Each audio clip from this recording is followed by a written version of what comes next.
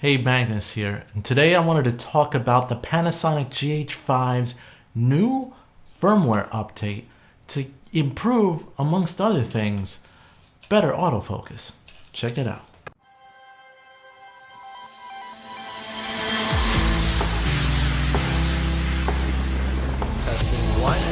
Behind you with like the clouds, the sky and everything, and still be able to see. We've got the Rode video mic. Here we go. M50. What do you guys think?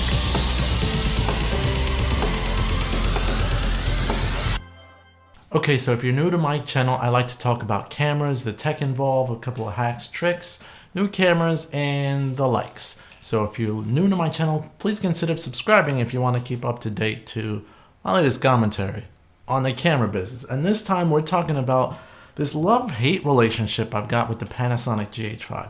Now, I've had this camera for couple of years now, ever since its launch, and there are many YouTubers and creators that actually love this camera. Myself personally, I've had my love-hate relationship with it. It's given me problems with the color signs, which I don't particularly like, I'm not a fan of, and especially the autofocus. If this thing could get the autofocus right, I would have bought into it. Now, if you've clicked on this video, you've noticed that I'm going to talk in particular about the Metabones Speedbooster with this update, because I used to have native glass, but I've actually have a fondness to using the Panasonic GH5 with a Speedbooster so that it can act like a bigger sensor camera, because the Micro Four Thirds size I'm not particularly a fan of, and the cost of Micro Four Thirds lenses is pretty expensive when compared to their full-frame counterparts. So I've got a Tokina 11-20 lens hooked up with a Metabones XL Speedbooster, and I wanted to test this camera out with the new update and to see if it actually helped with the autofocus. Now, what you can see here is me basically using the camera in a different setting, different lighting setting, and using the old firmware.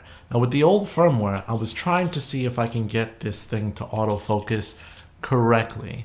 And I wanted to get the autofocus to as close to reliable as possible, which you can get with the Speedbooster. Now, if you're hearing a stuttering or whatever, it's because I'm actually got the GH5 on and I'm trying to get it to work here in this well-lit setting as well with the new firmware.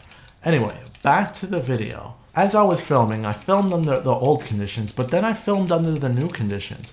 And in the new conditions, with that setting where it could have the camera focus on what's close, it didn't help.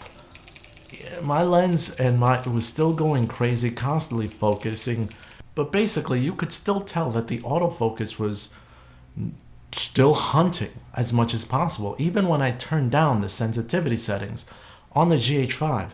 So unfortunately, in this quick video, all I have to say is that it's no better. Now, granted, when you have native glass, I've seen videos out there that shows that native glass, it works perfectly with it. But when you're not using native glass and you're using the Panasonic itself with a Metabones Speedbooster, you're not going to get improved performance.